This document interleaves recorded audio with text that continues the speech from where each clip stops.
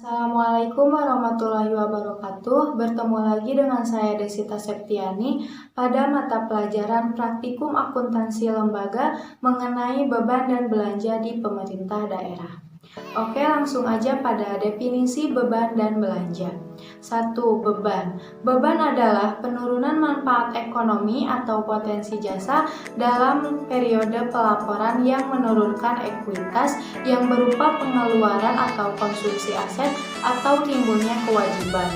Nah, sedangkan belanja adalah semua pengeluaran yang dikeluarkan oleh bendahara umum daerah yang mengurangi saldo anggaran lebih. Selanjutnya, perbedaan beban dan belanja. Beban diukur dan diakui dengan basis akuntansi akrual, merupakan unsur pembentuk laporan operasional atau LO dan menggunakan kode akun 9. Sedangkan belanja diukur dan diakui dengan basis akuntansi kas, merupakan unsur pembentuk laporan realisasi anggaran dan menggunakan kode akun 5.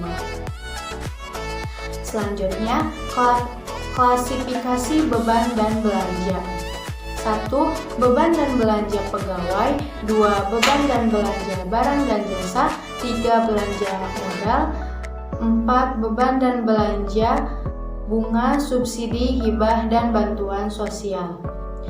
Selanjutnya, pengakuan beban dan belanja. 1. Beban, terjadinya transaksi secara akrual dan belanja saat kas keluar. Kemudian, pihak-pihak yang terkait. 1. Bendahara pengeluaran. 2. PPK SKPD. Kemudian, dokumen yang digunakan. 1. Daftar gaji. 2. SP2D yang terdiri dari LS atau langsung dan UPGU dan TU. Nah, kemudian kita akan mulai tentang akuntansi beban dan belanja SKPD. Kita mulai dulu untuk pembayaran secara langsung atau mekanisme pembayaran secara LS, di mana dalam hal ini di provinsi, kabupaten, dan kota langsung membayarkan pengeluaran yang terjadi di SKPD.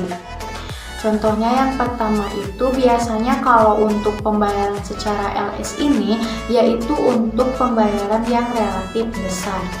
Oke, kita mulai dulu untuk pencatatan secara LS ini. Jurnal standarnya ketika SKP melakukan pembayaran gaji, kemudian dokumen yang terkait bukti transaksinya yaitu SP2DLS. Nah, ketika ada transaksi ini, kita akan melakukan pencatatan yang pertama, yaitu pengakuan bebannya dulu. Berarti ada jurnal LO, yaitu debitnya beban gaji pokok dan kreditnya RKPPKD. Karena yang membayarkannya adalah PPKD, maka yang berkurang di sini adalah uangnya PPKD. Kemudian yang kedua, ada pengakuan belanja. Pengakuan ini kita buatkan jurnal LRA-nya, yaitu debitnya belanja gaji pokok dan kreditnya penambahan SAL. Jadi bisa kamu ketahui untuk satu transaksi itu kamu harus melakukan 2 penjurnalan. Jurnal LO sebagai beban dan jurnal LRA sebagai belanja.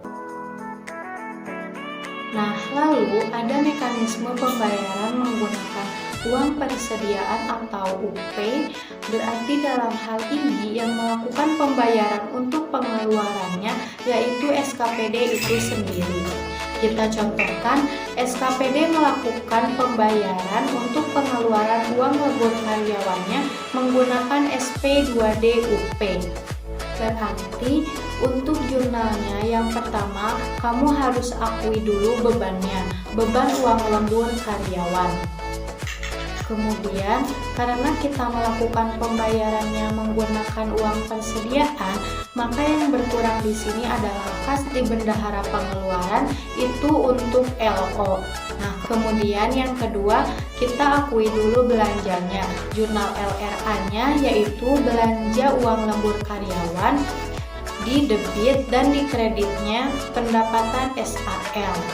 Hampir sama dengan LS tadi, hanya saja mekanisme pembayarannya saja yang berbeda. Nah, kemudian ada transaksi yang berhubungan dengan neraca.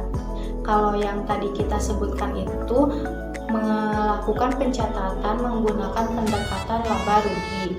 Kemudian kalau pendekatan neraca itu biasanya untuk pembelian aset tetap.